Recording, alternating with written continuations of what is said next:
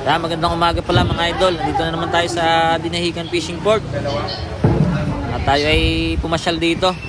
Bibili tayo ng pangulam. May dumating nga pala dito mga idol na na mga bagong isda galing Pacific Ocean. Ayan, mayroong isang katerbong mahimahi. At saka mga yellowfin. Ito ang lagay ng sa atin ngayon ng amihani. Talagang tag-hirap sa isda. Pero may maswerteng isang bangka na dumating. Ayan ikalawang banyera ng mahimahi. At saka mga yellowfin at tulingan na malalaki. Kaya maswerte sila at nakahuli sila ngayon. Alam naman natin na sa panahon talaga ng amihanin tag-hirap dito sa aming lugar.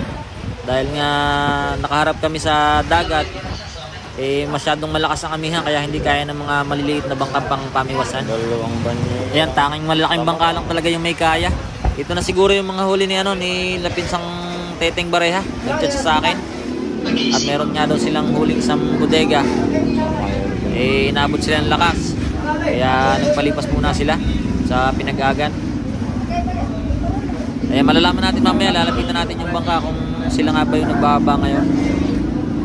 Sabi niya meron daw silang isang bodega na huli pero walang malalaki. 150 po. Yellowfin. Saka mga bulinaw. Mga bulinaw.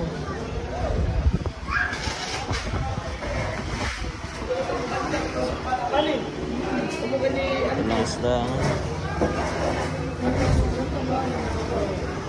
Blue marlin. Ano ba si?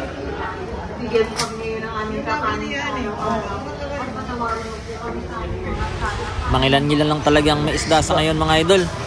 Talagang maraming bakanting banyera. Ayan lang po ang ating update sa ngayon mga idol at ingat po kayong lahat. Alright.